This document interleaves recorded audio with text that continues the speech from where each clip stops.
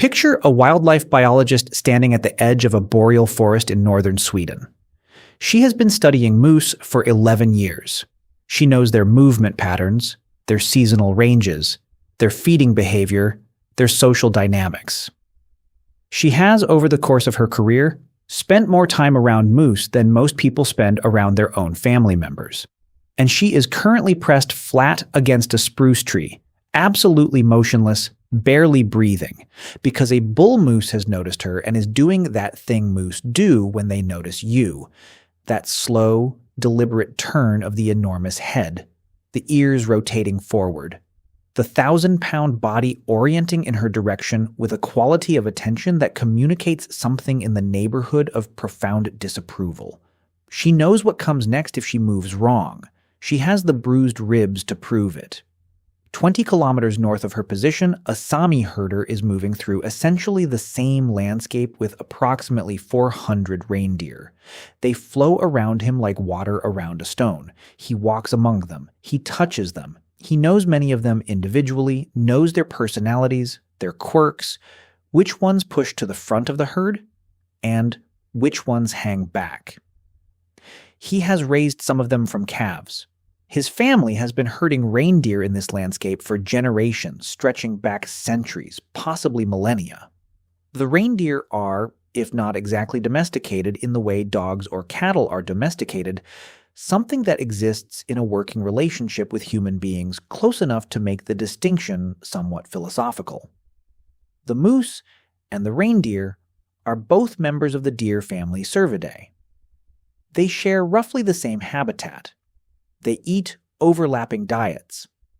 They have occupied the same boreal and subarctic landscapes for thousands of years alongside the same human populations who had every reason to want to domesticate both. The reindeer became one of the most important domesticated animals in the history of Arctic and subarctic human civilization. The moose remained untameable in any practical sense, despite numerous historical attempts to do otherwise. Why?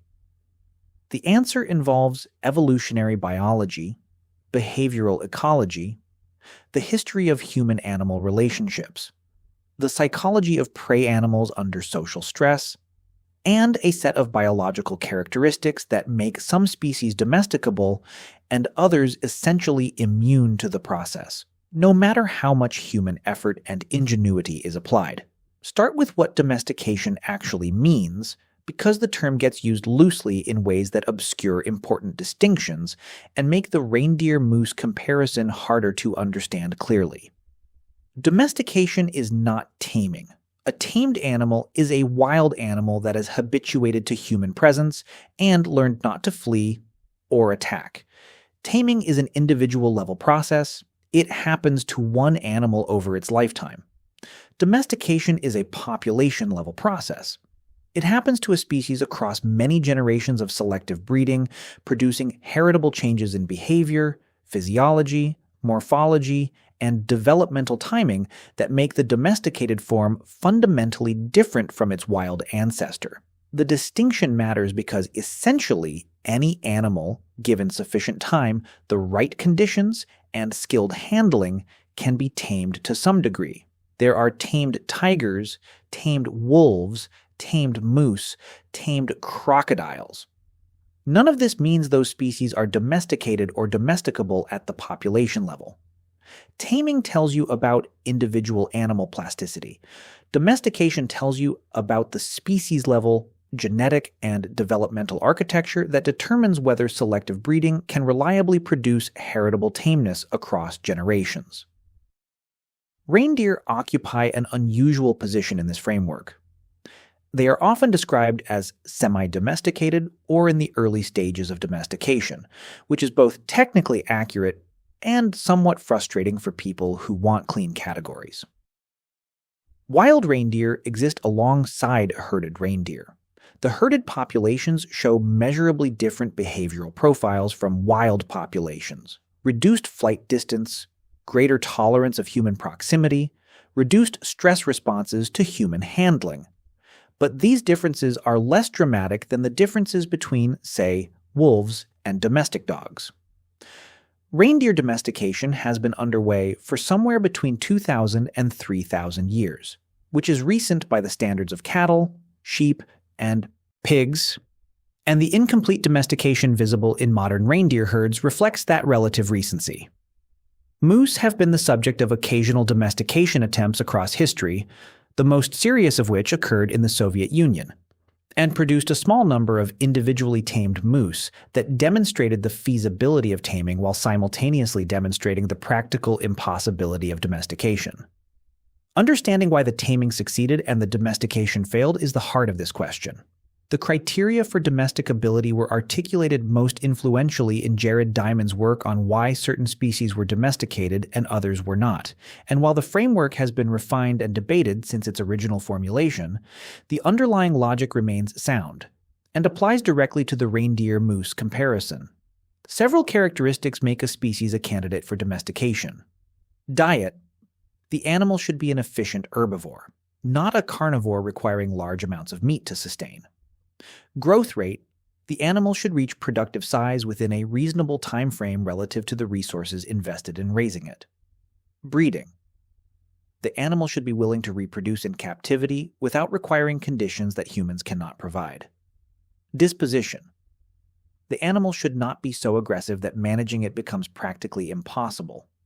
Social structure: the animal should have hierarchical social organization that humans can insert themselves into, functioning as a dominant individual that the herd accepts as a leader. Reindeer and moose both pass the dietary test. Both are herbivores with broadly similar feeding profiles. Both have comparable growth rates. Both can reproduce in captivity under appropriate conditions. The decisive difference lies in disposition and social structure, and those differences are rooted in the evolutionary histories of the two species in ways that illuminate exactly why domestication happened to one and not the other. Reindeer evolved in open tundra and subarctic environments as migratory animals forming large aggregations. The evolutionary pressures of this lifestyle shaped a social and behavioral profile that turns out to be amenable to human management in ways that the moose profile is not. In large migratory herds, individual reindeer survival depends heavily on the herd's collective behavior. The response to predators in a large aggregating prey species is typically to cluster, to tighten the herd, to follow neighbors' directional choices, to subordinate individual judgment to collective movement. This clustering response is adaptive against wolves, the primary predator of reindeer, because a wolf attacking a dense herd has difficulty isolating any individual and faces risk of injury from the collective defensive response of the group. This herd mentality, as it is colloquially described, is more precisely characterized as high social conformity and strong following behavior. Reindeer are predisposed to follow group movement direction, to accept the guidance of animals who position themselves at the front of the herd, and to treat other large moving bodies, including humans, as potential leaders worthy of following under the right conditions. The dominance hierarchy within reindeer herds is real, and inserting a human into that hierarchy as a dominant figure is behaviorally plausible in a way that the reindeer's own social architecture facilitates. Reindeer also have a naturally reduced flight distance compared to many deer species, the distance at which a prey animal flees from an approaching threat. This is partly a consequence of the large herd lifestyle, where maintaining tight spacing with neighbors means tolerating close approach by other large bodies, including conspecifics. A prey animal that fled every time another individual came close would be constantly running in a dense herd. Reduced flight distance in herd contexts is adaptive, and it carries over into reduced flight distance from humans in herding contexts. The caloric and energetic demands of life in harsh northern environments also make reindeer responsive to the resource provisioning that human herders provide. Salt is particularly important. Reindeer in subarctic environments actively seek salt sources, and human herders who provide salt establish a powerful positive association between human presence and resource gain that facilitates the habituation process central to practical herding.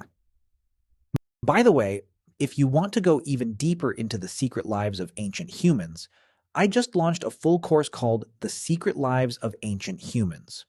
10 modules, 3+ hours of content covering everything we never talk about on YouTube.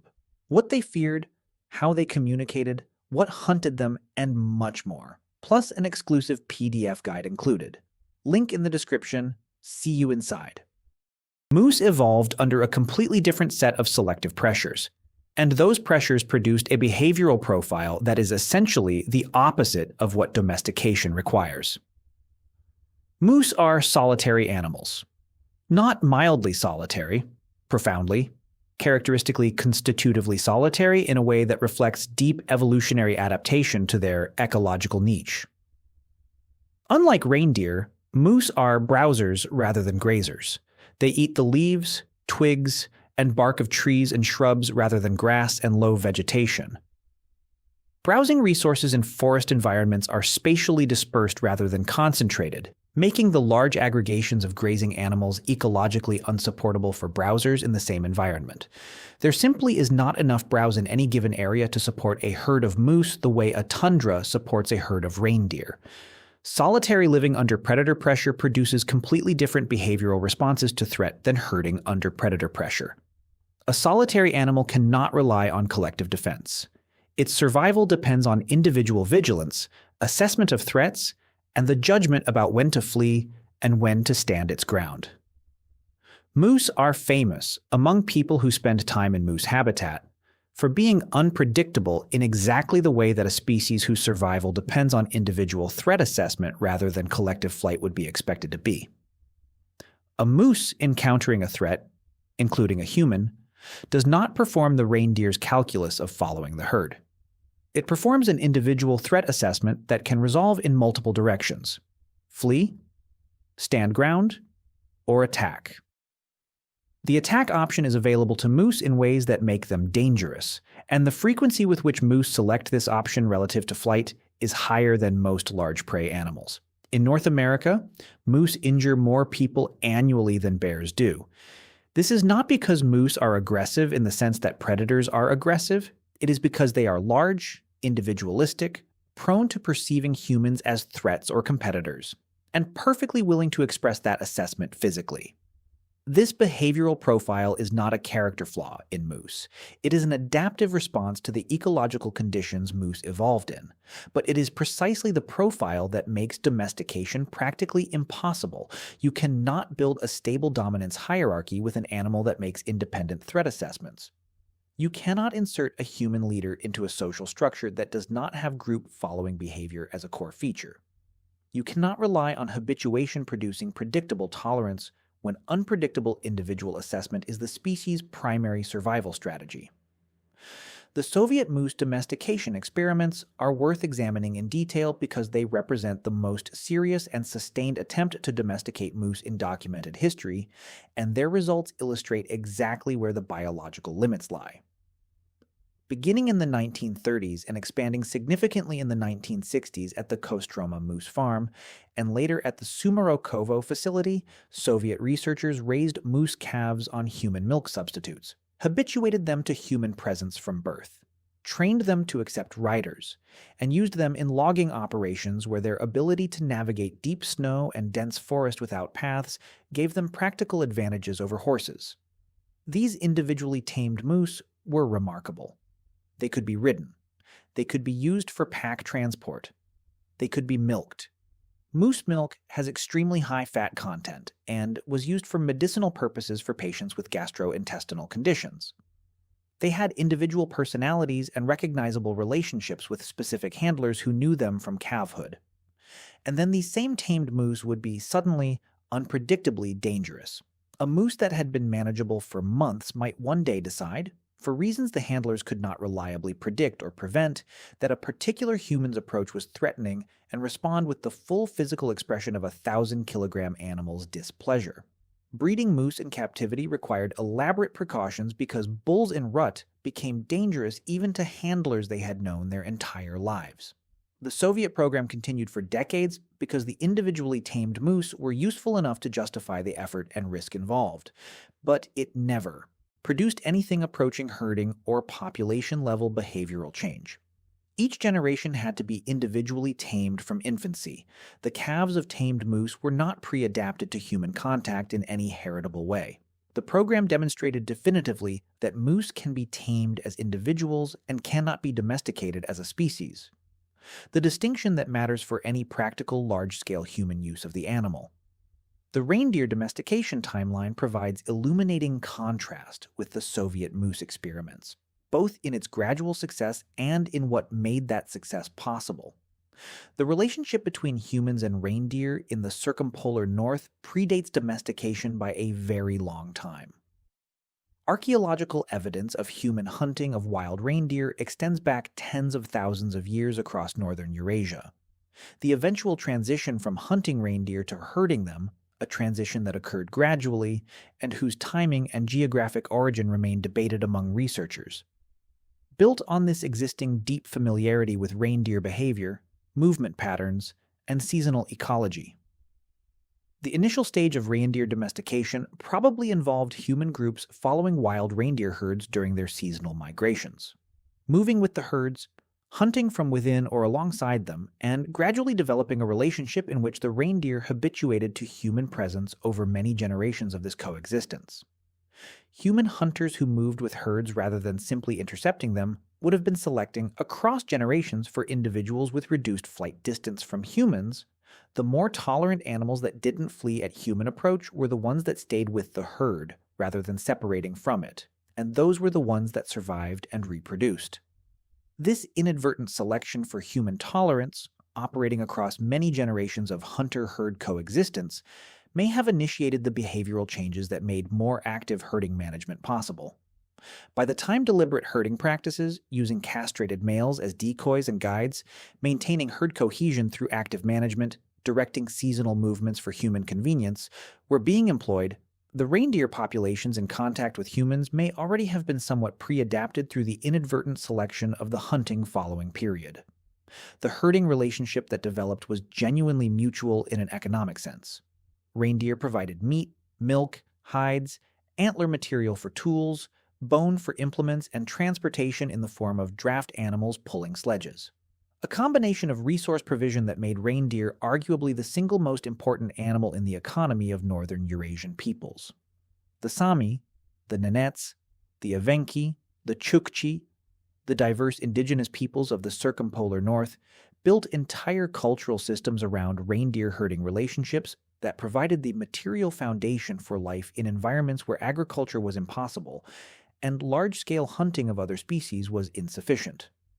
The ecological contrast between moose and reindeer habitat preferences adds another layer of explanation for why reindeer herding developed in ways that moose herding could not. Reindeer migrate. The migrations of wild reindeer across the circumpolar tundra are among the most spectacular mass animal movements in the natural world. Hundreds of thousands of animals moving between winter feeding grounds in the boreal forest and summer calving grounds on the open tundra, covering hundreds of kilometers in seasonal cycles that have been consistent enough to be tracked by human observation across millennia. This migratory predictability was operationally crucial for the development of herding. Human groups who knew where reindeer herds would be at particular times of year could position themselves to intercept, follow, and eventually influence herd movements. The seasonal structure of reindeer migration mapped onto the seasonal subsistence cycles of northern peoples in ways that allowed the development of herding practices as extensions of pre-existing subsistence knowledge. Moose do not migrate in the same way. Individual moose move seasonally within home ranges, but these movements are individual and dispersed rather than collective and directional. There is no moose migration that a human group could follow and build a herding relationship around. The ecological foundation for the gradual development of herding through initial following behavior simply does not exist for moose in the way it existed for reindeer. This ecological difference is not independent of the behavioral differences discussed earlier. Reindeer migrate in herds because herding is their survival strategy. Moose range individually because solitary ranging is their survival strategy. The behavioral profile and the ecological movement pattern are both expressions of the same underlying adaptation to different ecological niches, and both independently contribute to the differential tractability of the two species for human herding. The role of calving behavior in domestication tractability is underappreciated but significant, and the comparison between reindeer and moose calving is instructive. Reindeer calves are precocial, born relatively well developed, able to stand within hours, and programmed to imprint on and follow their mothers. This imprinting system makes reindeer calves highly responsive to whatever large moving body is present during the critical imprinting window after birth. Human herders who assist at births, or who are present during the first hours of a calf's life, can insert themselves into the imprinting process in ways that produce calves with strong human attachment and following behavior. This is actively exploited in reindeer herding. Herders handle calves early, establish themselves as attachment figures, and produce animals with behavioral profiles considerably more human-tolerant than wild-born conspecifics. Moose calves are also precocial and imprint on their mothers, and this imprinting was exploited in the Soviet domestication program, feeding calves from birth with human-provided nutrition to redirect the imprinting toward human handlers. This taming approach worked, as the Soviet program demonstrated. But the crucial difference is that the behavioral outcomes of early imprinting in reindeer calves, high following behavior, strong herd cohesion, responsiveness to herder direction, reflect the underlying social architecture of the species. In moose, early imprinting produces attachment to handlers, but cannot override the individualistic threat assessment behavioral architecture that makes the animals unpredictable as adults. You can make a moose love you and still have it decide one day that you are a threat and act accordingly. The early imprinting establishes an attachment relationship. It cannot reprogram the species-level behavioral tendencies that persist beneath that relationship. The question of whether moose could theoretically be domesticated given sufficient time and selective breeding. Across hundreds of generations, selecting consistently for reduced aggression, increased social conformity, and reduced individualistic threat assessment is genuinely uncertain.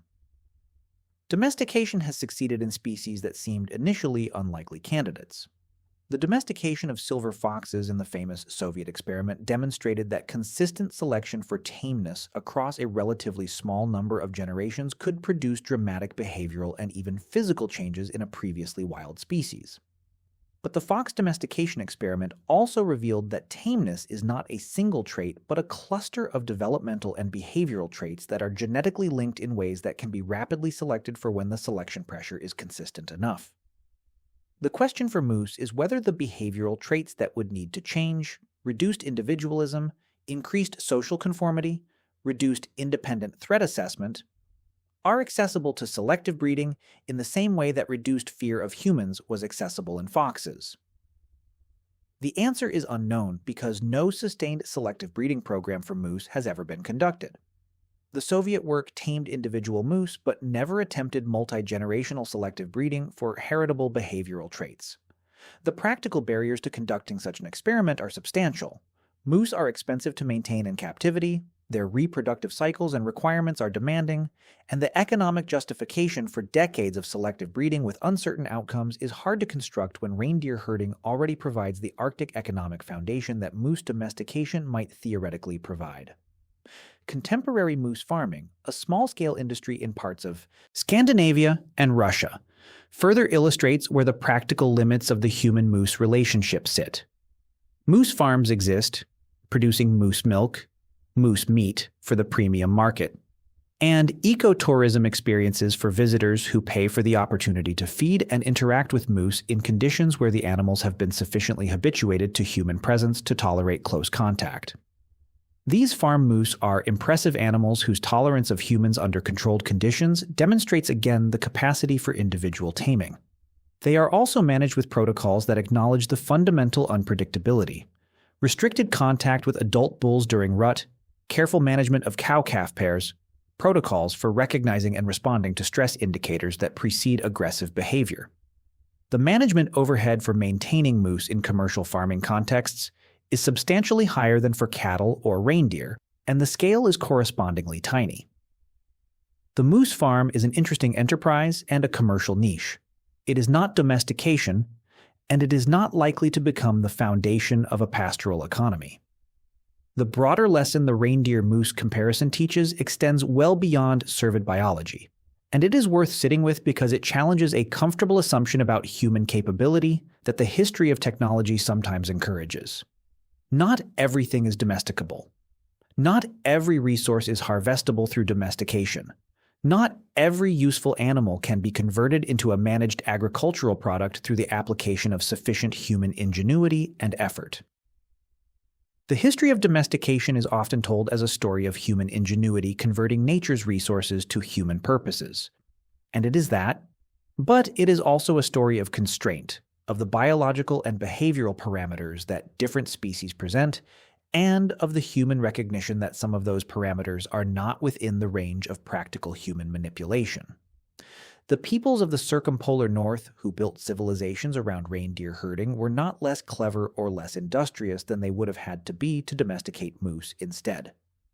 They were operating within the biological reality of two species whose different evolutionary histories produced dramatically different tractability for human management. They chose the tractable one, or more accurately, the tractable one chose them. Over the long centuries of hunter-herd coexistence that gradually became herding, and built extraordinary cultural systems around that relationship. The moose remained in the forest, dangerous and solitary and magnificent, doing exactly what it evolved to do, unbothered by the civilizational implications of its behavioral profile. The biologist against the spruce tree waited until the bull lost interest and moved away. She had learned over 11 years that patience was the only practical strategy with moose. You could not redirect them. You could not manage them. You could only wait and give them space and hope they decided you were not worth the energy. 11 years of field experience had given her significant respect for that position. The Sami herder 20 kilometers north moved through his reindeer with the ease of someone navigating a familiar crowd. The animals parted around him and closed behind him. Some came toward him when he appeared, habituated to positive associations built across their lifetimes and his. Same landscape, same family of animals. Completely different relationship. Written into the biology of each species across millions of years of evolutionary history, expressing itself in the daily reality of two humans whose work with animals could not have been more different despite the geographic proximity. The forest does not ask what we want from it.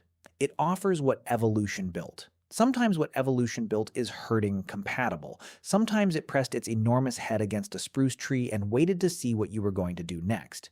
Usually the smart move was to do nothing and wait. The moose always knew.